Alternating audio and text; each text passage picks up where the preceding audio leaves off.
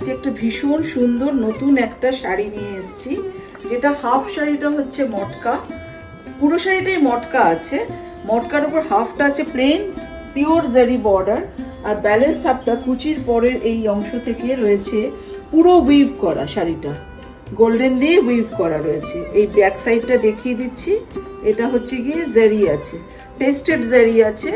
আর আঁচলটা ভীষণ সুন্দর, আঁচলটা আছে কিন্তু মাসলিনের উপর উইভ করা, ভীষণ সুন্দর এবং প্রিমিয়াম একটা শাড়ি।